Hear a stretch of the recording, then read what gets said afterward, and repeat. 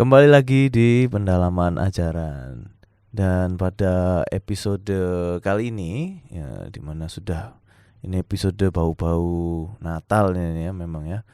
Karena biar gak cuman bau-bau aja, kita bahas bareng-bareng hari ini bersama dengan Kak Sintike. Halo, apa kabar? Baik. Ini bau Natal tapi cuman ada dekornya ya, minimalis lah ya, daripada biasanya kosongan ya kan. Setidaknya ada pemanisnya. Iya. Gitu. Nah, hari ini kita akan bahas sebuah tema tentang di mana sih sebenarnya Yesus itu lahir gitu ya. Betul. Apalagi kalau kita sering taunya kan cuman ngomongin kotanya Bethlehem, Ya. apa palungannya, tapi kan nggak mungkin brojolnya langsung blur gitu kan, nggak mungkin Ajaib lah kan. nanti. Langsung masuk lompat gitu Ya, kan, nggak bener. mungkin gitu kan. Jadi sebelum kita ngobrolin panjang lebar, kita mulai doa dulu kali ya. Mari kita berdoa. Tuhan, terima kasih Engkau sudah persiapkan kami semua untuk bersama ngobrol Tuhan di pendalaman ajaran pada episode kali ini. Tuhan, biar Engkau yang telah urapi hamba-Mu untuk dapat menyampaikan dengan baik, dan juga untuk semua penonton yang menonton episode kali ini dapat diberkati juga Tuhan. Engkau yang pimpin dari awal hingga akhirnya. Dalam nama Tuhan Yesus kami sudah berdoa. Amin. Oke. Kalau kita ngobrolin tentang kelahiran Yesus gitu ya. Memang kan kalau yang kita ngomong di mana itu sering banget yang dibahas itu yang pertama kotanya dulu nih ya kan. Betul. Bethlehem nih ya. Sebenarnya kenapa kok harus di sana banget gitu? Bethlehem ya. Karena aku kesana ya kotanya biasa aja sih. Biasa aja. Iya. Kenapa kok harus Bethlehem? Kenapa kok nggak yang lain gitu? Iya. Kenapa kok nggak waktu itu di Yerusalemnya aja gitu yang pusatnya? Ibu kota gitu kan ya. Ini kenapa Bethlehem? Sebenarnya gini sih. Sebelum kita ngobrol lebih jauh ya, kenapa di Bethlehem? Kita perlu mengingat bahwa gini, Bapak Ibu Saudara ya, ada hal-hal yang di luar Alkitab yang pasti itu membuat rasa penasaran kita muncul kan ya. Pasti dari kecil gitu kita taunya waktu guru sekolah minggu, kakak-kakak sekolah minggu, Tuhan Yesus lahir di Bethlehem, ya udah, pemahaman kita sampai situ kan. Nah, tapi seiring berkembangnya zaman, waktu, ilmu pengetahuan kan banyak juga arkeolog, sejarawan yang lebih menggali gitu. Nah, akhirnya di situ juga mungkin kita yang juga mulai baca-baca itu, wah kira-kira kenapa sih harus Bethlehem gitu ya. Nah, kalau kita ngomong tentang Bethlehem, kalau Sam, satu kata tentang Bethlehem apa yang diingat waktu sekolah minggu? Waktu sekolah minggu Kecil. Terus kalau ingat saya, rumah roti. Rumah roti. Rumah roti itu 2 kata. Lah iya, rumah roti. Nah, nanti kita coba deh ya telusuri, karena ternyata itu juga ada ini loh, ada hal-hal yang melatar belakangi dengan kondisi geografisnya Bethlehem itu sendiri. Nah, jadi kita perlu nginget ya Bapak Ibu Saudara, dan juga mungkin yang remaja pemuda juga ikut ya. Nah, Bethlehem kalau kita ingat di perjanjian lama, di Mika pasal 5 ayat 1 itu kan ada nubuatan tentang hadirnya Mesias. Nah, si Mika itu bilang gini, tetapi engkau, hai Bethlehem Efrata, hai yang terkecil di antara kaum-kaum Yehuda, dari antaramu akan bangkit bagiku seorang yang memerintah Israel, yang asalnya sudah sejak dahulu, sejak zaman dulu. Jadi ternyata nubuatan ini udah kurang lebih 700 tahun. Sebelum kejadian, sebelum Yesus brojol, sebelum Yesus lahir. Nah, ternyata dari Mika 5 ayat 1 itu juga jadi patokan ahli Taurat ketika mereka memberitahu kepada Herodes bahwa ada Mesias di antara mereka, Mesias di tengah-tengah wilayah mereka. Nah, itu loh yang Herodes mau bunuh anak-anak kecil itu loh. Nah, kota Bethlehem betul yang tadi saya bilang kalau disebut sebagai kota yang kecil ya kan, nggak ada apa-apanya lah itu dibandingkan Yerusalem, karena Yerusalem kan pusatnya, ibu kotanya. Ya karena kalau kita ngeruntut lagi sejarah dari kehidupan bangsa Israel, nah pada saat itu ya singkatnya aja lah, Israel tuh lagi direndahkan sama musuh. Tapi di tengah kondisi porak-poranda itu Allah kasih penghiburan bahwa ini loh nanti akan hadir Mesias dari kota yang kayaknya nggak dianggap gitu loh, yang dipandang sebelah mata, kota kecil gitu loh, dari tempat yang sederhana gitu. Nah itu yang pertama. Nah terus kalau kita ngomong Bethlehem juga ya. Nah sejak zaman Israel kuno itu sendiri, Bethlehem memainkan peran penting dalam silsilah Yesus. Menarik sih.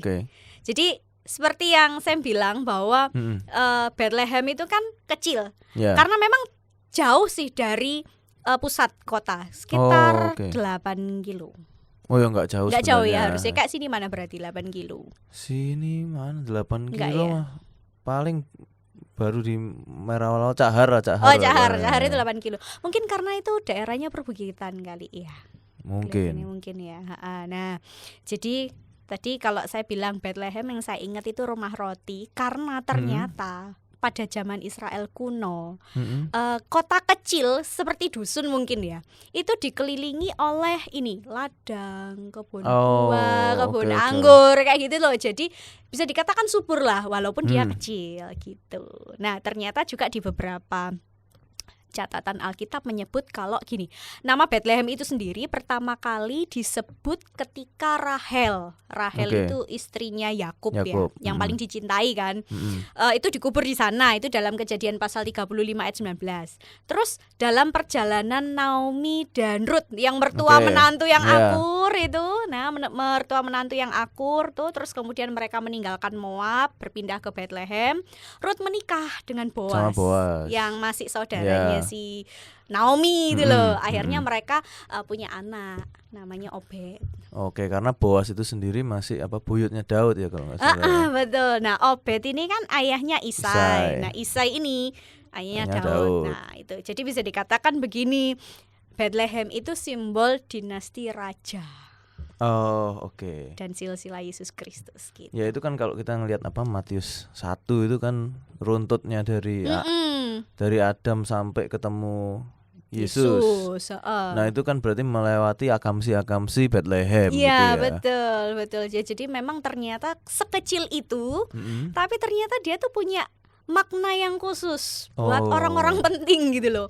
Daud ternyata dari Bethlehem, terus Isai itu dari sana. Terus juga kan kalau kita ngomongin Bethlehem ternyata juga pernah dibentengi sama si Rehabeam, anaknya Daud. Jadi dia bangun benteng gitu di situ. Ya gitu loh. Jadi ada pembagian kerajaan Israel dan Yehuda di sana gitu. Jadi memang kayak karena rajanya dulu itu anak situ, maka raja yang dijanjikan tuh nanti juga lahirnya dari situ-situ aja gitu ya. Istilahnya kayak ada kronologinya silsilahnya. Gitu ceritanya. Terus ini ada hal yang menarik juga ya waktu saya pelajari dari beberapa sumber sejarawan, juga arkeolog gitu kan. Kalau kita lihat di Lukas pasal 2 ayat 1 sampai 7 itu kan Yesus lahir di masa pemerintahan Kaisar Agustus. Nah, ternyata ada penafsir dan juga sejarawan tuh bilang gini, selama puluhan tahun tempat Agustus tinggal dan juga termasuk daerah Mediteran gitu loh. Nah, itu ternyata hancur sama kebrutalan perang. Jadi penjahat berkeliaran, rakyat dirampok, ya sejarah lah apa yang jadi milik rakyat, perdagangan juga menurun, dan wilayah-wilayah yang tadinya subur sejak zaman Israel kuno gitu ya, itu dirusak oleh perang saudara dan cukup lama 20 tahun. Ya itu karena internal keluarganya Kaisar Agustus sendiri. Karena kan Kaisar Agustus itu sebenarnya dia punya nama asli ya, Octavianus. Nah itu diambil nama kan triumvirat yang anak buahnya Caesar kan. Iya betul, Caesar. Nah itu kan akhirnya Julius Caesar itu ngangkat Octavianus sebagai putranya. Tapi masalahnya 1 tahun kemudian kan Caesar dibunuh. Ya mati dia. Dibunuh. Akhirnya ya udah. Perang mereka rebutan. Nah ini masalahnya Caesarnya ini bersaing sama Antonius, suami dari saudara perempuannya itu. Ya kurang lebih 13 tahun mereka bersaing. Tapi setelah semua keadaan itu balik ya, Agustus nih berusaha mengusahakan kedamaian, memperkuat stabilitas politik dan keamanan administratif ya. Nah, dalam kondisi yang porak-poranda itu, Yesus kan lahir di kota yang kecil itu, Bethlehem. Nah, berarti bisa dikatakan Bethlehem itu juga jadi perpanjangan tangan Allah atas dunia yang haus akan hadirnya Juru Selamat, termasuk kondisi yang porak-poranda itu. Jadi ketika wes pokoknya hancur-hancuran gitu loh. Tapi ternyata dihibur dengan hadirnya Juru Selamat itu. Menjadi apa ya? Jadi berkat tersendiri gitu ya untuk kota itu juga gitu ya. Betul, gitu sih ceritanya. Kenapa sih kok sampai Bethlehem yang kecil itu istimewa? Oke. Ya meskipun memang kalau dibilang ya karena ya udah kecil, terus bukan utama pusat kota juga, tapi malah memang ternyata ada maksud lain gitu ya, dan Tuhan sengaja lakukan yang mungkin itu kalau kita ngelihat ya nggak make sense karena harusnya kalau raja itu kan yang sesuatu yang grande, yang besar apa segala macam gitu ya, tapi malah menunjukkan kesederhanaan itu tadi. Iya, menarik. Kalau misalnya selain kotaknya nih ya, kalau kita lihat peristiwa prosesnya kelahiran itu kan kalau kita ngomong itu di waktunya sensus pertama dunia, menyebabkan kalau nggak ada sensus itu juga nggak akan tuh pulang ke Bethlehem kan sebenarnya gitu. Itu kayaknya udah rencana Allah nggak sih melalui sensus itu? Iya makanya itu kan karena si Yusufnya Ucup ini ya. Si Yusuf ini kan harus mudik gitu kan, pulang kampung, ya kan, pulang kampung udah nggak pesen dulu hotel gitu kayak pakai Traveloka atau pakai Agoda atau apa gitu. Iya benar. Langsung datang aja ya habis. Kalau waktunya mudik itu habis hotel, Suf. Soalnya ya mungkin karena zaman dulu gak secanggih sekarang bisa, gitu loh. Booking jauh-jauh hari hotelnya nggak bisa. Gak dapat diskon.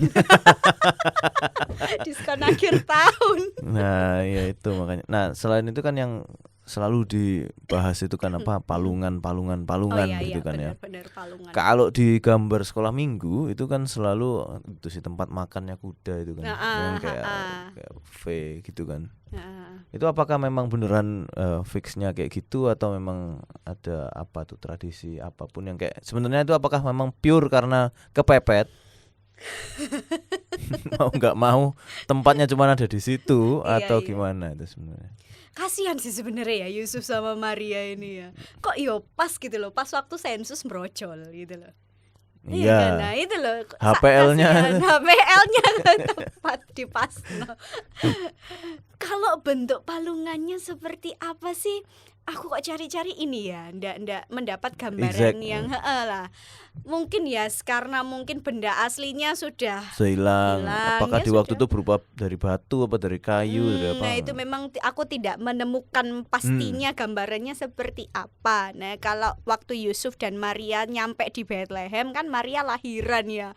Alkitab itu nggak jelasin dengan detail lah. Ini Maria dibantu siapa pecah ketubannya kapan? Nah makanya kan nggak jelas. Kalau anak-anak sekarang gampang ya tuh, sudah banyak dokter bidan yang bantu. Nah jadi memang benar kalau dari bahasa aslinya palungan tuh ya palungan itu tempat makan ternak gitu loh. Nah tempat makan ternak. Jadi ya pada saat itu bayi Yesus memang tidak dilahirkan secara istimewa lah, nggak dilahirkan seperti bayi-bayi yang zaman sekarang mungkin berkelas gitu loh fasilitasnya, karena pada saat itu memang tidak ada tempat bagi mereka di penginapan. Ya dia mau cari hotel kan enggak dapat, penuh semua, cuman ada sih. Ya ada tempat penginapan, cuman tempat khusus untuk proses persalinannya itu kan ya mau enggak, ya namanya juga sensus lah, orang mudik. Ya rame lah. Ya enggak ada tempat. Itu enggak ada yang mau bantuin kayak di kamarku dulu aja lah, enggak apa-apa, enggak ada. Enggak tahu ya kita. Padahal yang saya tahu kan gini. Zaman dulu kalau ada seperti itu sensus itu kan masyarakat sekitar itu setidaknya menunjukkan hospitality-nya ya, keramah tamahannya ya. Tapi nggak tahu kok ya Alkitab nggak nyebutin sih. Bete mungkin akamsinya, rame ngerepoti gitu. Iya, kita nggak ngerti lah ya di apa maksudnya di tempat aslinya seperti apa. Ya memang betul di Palungan karena nggak ada tempat lagi buat mereka buat itu naruhnya gitu ya. Buat mereka naruh di penginapan. Nah, sebenarnya kasihan juga ya kayak Yusuf dan Maria karena bisa dikatakan mereka ini kalau secara perekonomian pun kan bukan dari kelas atas tuh gitu. Mereka juga harus berhadapan dengan stigma-stigma negatif dari masyarakat ya tuh. Apalagi kan ya pasti orang nggak mungkin nggak tahu lah bahwa Maria kan dalam proses mengandungnya itu masih tiba-tiba belum nikah. Nah itu terus juga mereka ngadepin tekanan kekuasaan, tekanan politik itu nggak mudah juga. Ya kita nggak tahu juga sih berapa lama mereka itu perjalanan dari dari tempat asalnya ke Nazaret ke Bethlehem nggak diketahui dengan pasti. Cuman memang pada saat itu kita tahu gini lah. Nggak satu dua orang yang tahu sih. Sebenarnya saya yakin para teolog tahulah, para penafsir tahu, sejarawan, arkeolog juga tahu bahwa gini. Kaisar Agustus ini orang yang tipe gini loh. Kalau saya sudah punya perintah ya tak atau no gitu loh.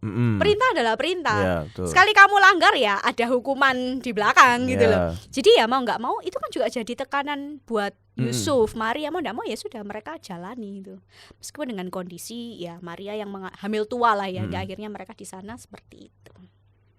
Oke. Kalau ngomongin apa mungkin lahirannya orang Israel zaman dulu tuh ada apa kayak ritual-ritual atau kebudayaan apa yang khusus nggak sih sebenarnya? Tak neropong sih ya. Seandainya kita bisa masuk dalam lingkaran waktu yang ya mungkin adatnya mungkin. Iya, sebenarnya kalau kita ngomongin tentang adat ya, kalau bayi yang baru lahir ya, ketika anak orang Ibrani lahir, anak orang Yahudi lahir, ada timur ya. Kalau kita ngomong ada timur, ya seperti biasa dimandikan, terus digosok dengan garam ternyata. Digosok garam asin man. Ya nggak tahu bentuknya seperti apa. Garam gosok, garam dapur.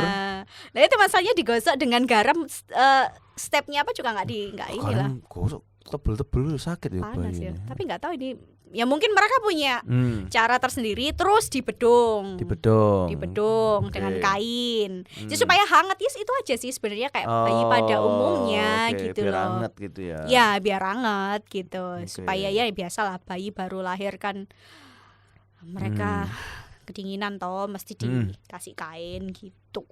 Ya pas naruh di apa Palungan dan nggak ada ya karena nggak ada tempat lagi itu berarti kan itu benar-benar kandang itu. Sekandang itu atau cuman kadang kan kalau kita nonton film ya kan ada penginapan tuh itu kan ada tempatnya naruh kuda tuh. Yo betul. Ya tempat naruh kuda pokoknya itu ada ikatan mereka bisa ngikat talinya supaya kudanya nggak kemana-mana. Sama ada tempat buat makan sama minumnya kuda itu. Berarti kan di pinggir gitu kan. Dipinggirin gitu ya. Makanannya ya. Atau gimana itu? Kadang kalau kita baca Alkitab itu kan pasti kita mikir-mikir ya. Oh jangan-jangan kira-kira seperti ini. Mungkin gini. Kalimat lain yang kita perlu perhatikan dalam Lukas pasal 2 ayat 7 itu kan selain kata palungan itu disebut tidak ada tempat bagi mereka di penginapan. Nah, kata penginapan itu sendiri juga berarti kamar tamu.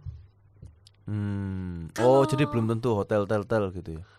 Iya, kamar tamu penginapan gitu. Jadi gini sih, tidak ada yang bisa menggambarkan secara pasti bentuknya seperti apa.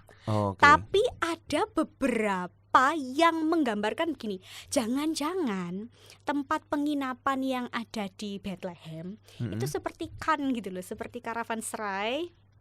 Bentuknya itu umumnya itu bentuknya persegi, lantai bawah itu digunakan untuk tempat berteduh bagi para ternak.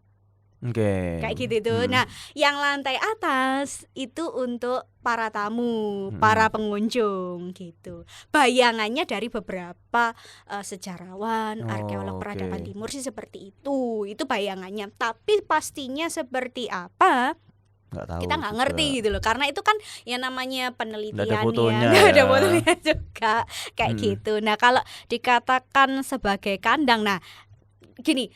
Mungkin berawal dari itulah ya, dari penemuan-penemuan itulah muncul pandangan berkelanjutan yang menyebutkan kalau kemungkinan saat itu tempat penginapan yang di atas, lantai atas itu sudah penuh. Jadi Yusuf sama Maria nggak adanya di bawah ya wes mau ndak mau ya sama Ya. Itulah.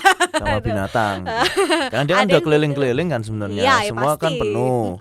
Akhirnya satu doang ini yang kasihan mungkin ya. Terus ya, ini ada sih tapi di bawah mau tak paling enggak bisa lele-lele lah. Seperti itu mungkin.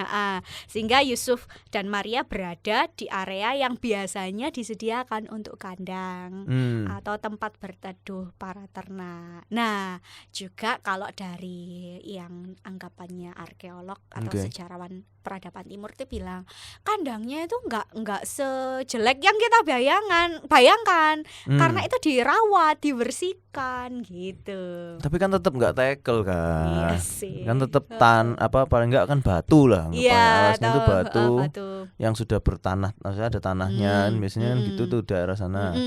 Nggak mungkin tiba-tiba marmer. Ya nggak mungkin lah, kan belum kayaknya zaman segitu. Nggak mungkin. Belum. Ya kan batu, terus paling banyak jeraminya ditaruh karena buat makan ternaknya. Ya itu bisa dibuat lele-lele di situ lah, anggapannya gitu kan. Ya sih, jadi orang kan identiknya berarti kalau Palungan tempat makan ternak, ya bisa jadi Yesus tuh lahir di situ gitu, di tempat berteduhnya para hewan. Tapi gini, saya mau garis bawahi begini. Alkitab memang nggak nyebutin detail kan. Ya. Dia cuma nyebutin ya di Bethlehem. Di Bethlehem. Karena kalau kita ini beneran di kandang nggak sih, ini di apa nggak sih gitu ya, kita jadi bingung sendiri kan. Tapi nanti yang kita perlu lihat adalah apa sih Alkitab yang mau sampaikan buat kita tentang pesan kelahiran Yesus itu sendiri gitu sih. Nah kalau gitu apa tuh pesannya, kenapa nanti kok di belakang jangan sekarang. Nanti takutnya dia mau ditanyain lagi gitu loh. Gitu ya. Berarti kalau kita ngomongin apa ya, tempat, kita ngomongin tempat ini jadi sesuatu yang penting banget gitu ya. Kayak karena habis lahiran itu, prosesi lahiran itu tempatnya kan nggak mungkin dia di situ terus juga kan, dia kan skip. Kayak ketika ketemu sama Majus, is different place anyway. Ya kan, kalau yang gembala kan mungkin rada langsung tuh ya. Agak live tuh dia kan, gembala deket-deket situ kan. Nah itu dia sebenarnya di situ sampai berapa lama tuh ada tulis juga nggak sih? Nggak ketahuan juga ya? Nggak ketahuan juga sejauh ini. Dan dari apakah mereka di situ terus juga kita nggak ngerti gitu loh. Karena kan setelah itu sudah kalau kita lihat di Lukas ya, setelah kelahiran gembala, terus dia diserahkan ke Simeon Hana, terus masak anak-anaknya kan. Tahu-tahu skip sampai apa yang di Bait Allah itu kan. Pas kecilnya kan skip tuh. Skip tapi kalau saya rasa bukan berarti ndak ini ya, cuman di skip itu kan pasti ini apa?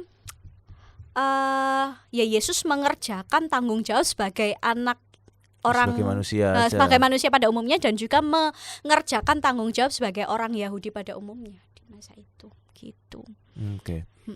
Nah kalau kita ngelihat tempat-tempat kelahirannya Yesus ini ya, yang memang dari tadi kita ngomong kotanya udah kecil, terus habis itu tempatnya juga udah nggak terima penginapan, bukan cuma live in, nginep di rumah warga.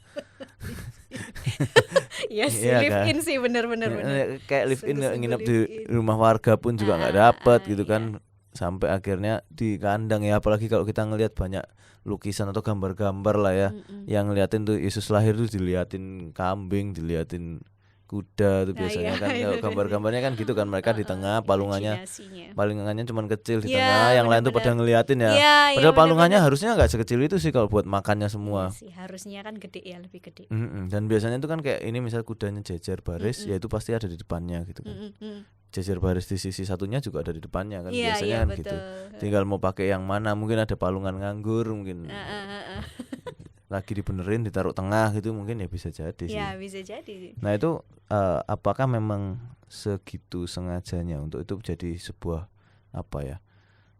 sebuah kisah yang linear tentang bahwa kelahiran Mesias itu bukan benar-benar di tempat yang sekecil-kecilnya kecil gitu. Ini sudah ngomongin pesan apa belum ya?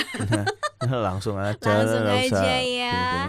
Jadi kalau kita ngomongin tentang kecil, dibilang kecil ya secara pandangan manusia sih kecil ya. Kecil, makin remeh gitu kan. Mungkin remeh ya toh, remeh karena gini loh. Orang tuh bakal mikir masa sih Tuhannya orang Kristen lahir di tempat kecil kayak gitu, di tempat hina lah, apa segala macam. Terus kok kayak gitu proses kelahirannya. Ya mungkin buat orang itu kita dianggap remeh gitu, dianggap rendah. Tapi nah buat kita orang percaya jelas enggak. Orang percaya yang hidup dalam anugerah keselamatan tuh kita dapat pesan mendalam loh sebenarnya. Kelahiran Yesus yang tampaknya sederhana, kelihatannya sederhana itu enggak sesederhana yang kita bayangkan gitu loh.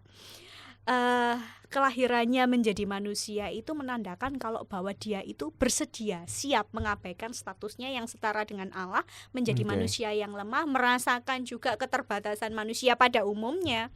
Dan di situ kan kehadirannya Yesus, kelahirannya Yesus itu pada akhirnya dia mau menyatakan bahwa Allah itu tidak tinggal diam dengan berbagai persoalan manusia. Ketika keadaan itu lagi kacau-kacaunya, Yesus lahir bukan untuk menambah kekacauan kan sebenarnya, tapi di tengah kekacauan yang ada, dia justru hadir memberikan sesuatu hal yang menggembirakan, memberikan damai sejahtera dan sukacita. Dan bagian pentingnya itu adalah ketika dia menjalankan misinya. Kalau Bapak Ibu Saudara melihat di dalam Matius 20 ayat 28 kan dia bilang gini, sama seperti anak manusia datang bukan untuk dilayani, melainkan untuk melayani dan memberikan nyawanya menjadi tebusan bagi banyak orang. Di tempat yang kecil, di tempat yang sederhana itulah seorang raja hadir, seorang raja tampil, tetapi dia bukan minta untuk dilayani, tapi dia sendiri yang melayani manusia yang lemah, manusia yang penuh dengan keterbatasan itu. Jadi itu memang ya supaya semuanya dilinear ya, bahkan dari pas lahir sampai dia menyelesaikan tugasnya di bumi itu jadi sebuah satu message-nya itu linear gitu ya. Dan bahkan kalau kita ngelihat hal kecil pun, kalau misal nih kita what if-an aja lah ya, berusaha membayangkan misal waktu itu nemu penginapan misal nyaman, bisa jadi nggak mau jalan dulu si mereka kayak tak di sini dulu lah, misalnya habis lahiran terus langsung sensus kan, nyatet terus ya di sini dulu lah, capek rek mari jalan jauh, bayi ada mati mati ikut dibunuh Herodes kan, karena nginepnya nggak nyaman. Terus mulai kan segala sesuatu sudah dalam ketetapan Tuhan ya, kalau kayak gitu ya. Kita mungkin bisa gini gitu, tapi ternyata ya mau nggak mau ya itu tempatnya gitu loh. Kadang rencana Tuhan ya itu tadi, kadang rencana Tuhan itu terlihat tidak nyaman dan tidak enak di dalam hidup kita gitu ya. Kalau kita membayangin jadi Yusuf dan Maria, aku nih CCTV anak repot niki hamil kudu sensus kudu kesana naik unta mbok yo sensus naik unta naik keledai sensus mau mbok yo besok ae gitu toh, nek wis mari kabeh kan enak gitu. Nah ini jadi repot, mau nggak mau ngikutin perintah Kaisar kan. Kaisar Agustus. Udah nyampe sana nginepan nggak ada, lahiran kepepet, terpaksa semua, terus repot udah pulang. Ternyata karena dia balik itu tadi, pergilah bisa meninggalkan situ, itulah malah momen dia bisa selamat gitu kan, dia ke Mesir apa segala macam, karena dia ya nggak nyaman juga di situ. Betul. Nggak gitu ya mungkin wis ya Herodes bakal beraksi dengan lebih beringas kan. Dan kalau memang tadi benar bahwa dia di lantai 1 di bawah bagian ternak dan orang-orang tuh nginepnya di lantai 2 atau 3 katakanlah, dia kalau di atas dia nggak dapat info loh. Ya. Karena dia di bawah dan itu pasti bukan tempat yang tertutup banget, agak terbuka. Dia orang seliweran, ada info-info dia dapat gitu. Bisa jadi infonya tuh dia denger ini Herodes mau gini mau gitu itu ya karena dia ada di bawah. Ya mungkin nggak tercatat ya, ini kan tadi cuma tercatat ya, kadang kita berandai-andai memang. Ya bisa jadi kayak gitu ya, ada hal yang di luar dugaan kita yang ternyata sudah disetting loh sama Tuhan. Seperti itu. Bukan berarti membuat Yusuf dan Maria tertekan, itu enggak, tapi demi menyelamatkan mereka dan juga supaya misi Allah si Yesus ini tetap lahir gitu loh. Tetap semuanya tetap berjalan sesuai rencana Tuhan. Meskipun enak nggak enak ya tetap jalan gitu. Ya namanya rencana Tuhan mendatangkan kebaikan tuh ya itu, kebaikannya masih nanti nih, nggak sekarang nih, nih masih proses aja sebelum goalnya gitu kan. Ya itu sih.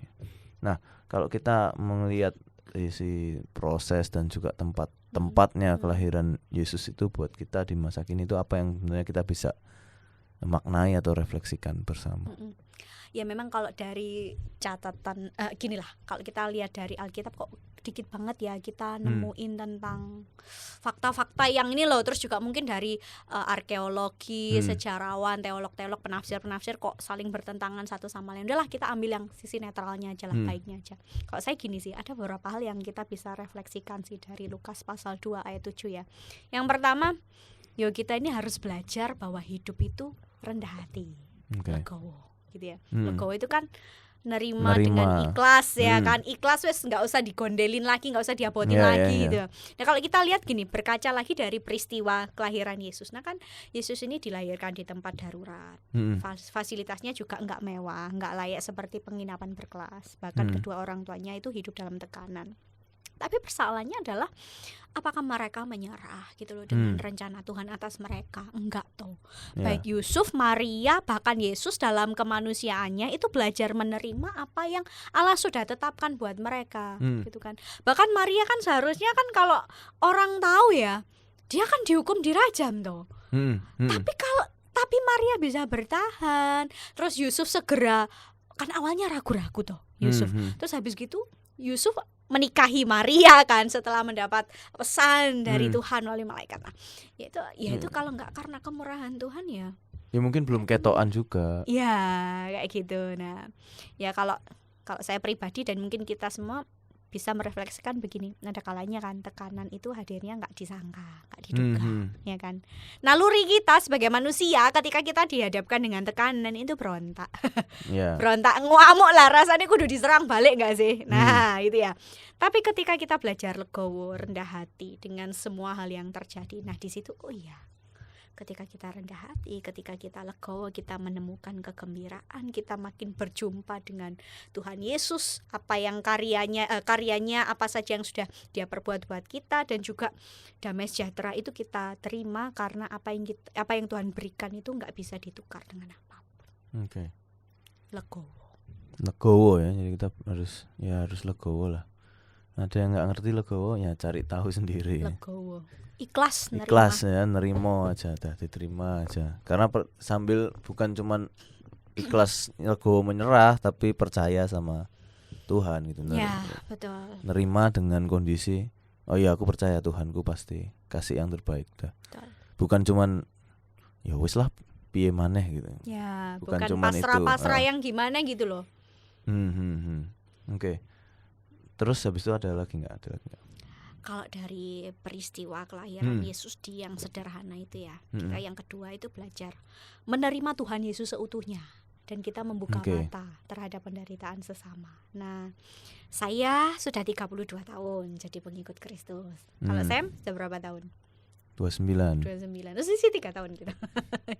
Nah, pertanyaannya adalah kita semua yang hadir saat ini, yang nonton nih ya secara live, kita ini sudah sungguh-sungguh nerima Kristus sebagai juru selamat kita 100% atau belum? Atau jangan-jangan mohon maaf, tapi jangan tersinggung loh ya. Mohon maaf, jangan-jangan kita hanya jadi orang Kristen musiman nih, yang muncul di momen-momen tertentu gitu loh. Misalkan nanti Paskah muncul, Natal muncul, nanti pas susah ya. Iya, momen-momen yang kayak gitulah baru muncul ya.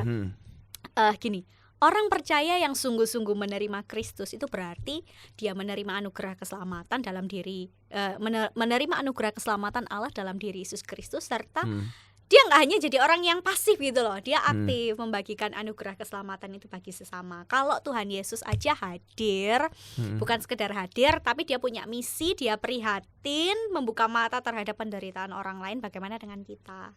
Kristus datang bukan jadi kompor loh ya. Kristus datang itu untuk melayani. Lah kehidupan kita gimana selama kita di dunia? Kalau ada persoalan yang dihadapi orang lain, atau mungkin ya sekarang masalahnya kan banyak lah yang kita ini jadi orang Kristen yang kompor atau yang meredam. Nah, kayak gitu ya. Oleh karena itu kehadiran kita itu untuk memperlengkapi orang lain dengan kasih Kristus sebagai dasarnya. Luar biasa. Kalau aku malah yang dapatnya lebih ke sesuatu yang misalnya nggak terlalu ternotis ya. kayak belajar dari orang yang pada akhirnya ngasih si kandang itu tadi sih.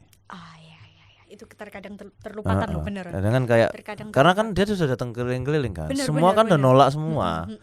Padahal semua pasti punya lah tempat parkir hewan itu kan. Sebenarnya maksudnya baik, maksudnya ya masa rek ngasih itu gitu ya.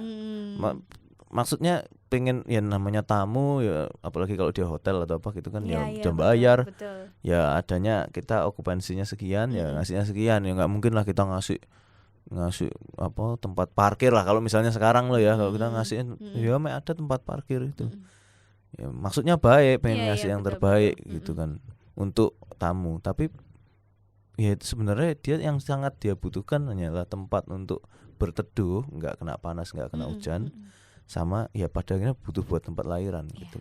Ketika ngelihat situasi orang yang benar-benar membutuhkan, kadang itu ya perlu membuka mata untuk masih ada kok jalan lain gitu. Kita masih bisa bantu kok meskipun nggak ideal.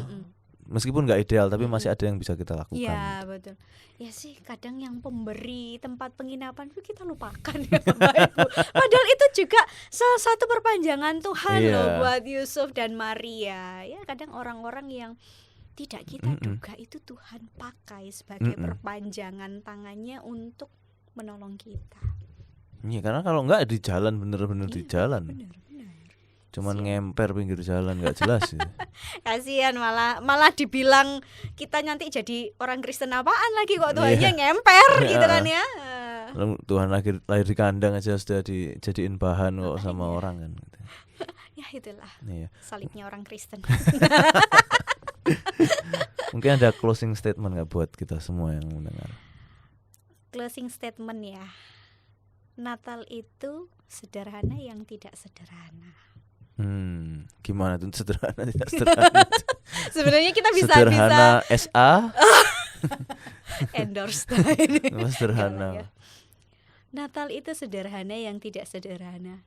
Sederhana mungkin kelahirannya, tempatnya yang mungkin dianggap remeh lah, diabaikan oleh orang-orang sekitarnya, tapi menjadi tidak sederhana, sesuatu yang wow, yang luar biasa, karena di situ ada rencana Allah, karya Allah yang tergenapi, dan itu bahkan sejak dari zaman nenek moyang, melalui berbagai hal yang terjadi di bangsa Israel, bahkan orang-orang pada saat itu, pada akhirnya anugerah Allah itu tetap tersedia bagi orang-orang yang membutuhkan, haus akan pengampunan dan keselamatan. Ternyata deep banget gitu ya, meskipun sederhana, nggak sederhananya karena message-nya tuh sebenarnya deep banget gitu ya. Dan prosesnya tuh sudah dari panjang banget, dari penciptaan pertama bahkan gitu kan. Iya, betul dari penciptaan, dari awal sampai akhir Alkitab kan intinya ngomongin tentang anugerah di dalam keselamatan itu anugerah Yesus Kristus bagi orang percaya gitu. Ya semoga yang menonton ini benar-benar terberkati lah ya untuk episode kali ini, dan bisa memaknai kelahiran Yesus lebih dalam lagi gitu ya. Kita tutup untuk episode kali ini, monggo Kartika. Mari kita berdoa.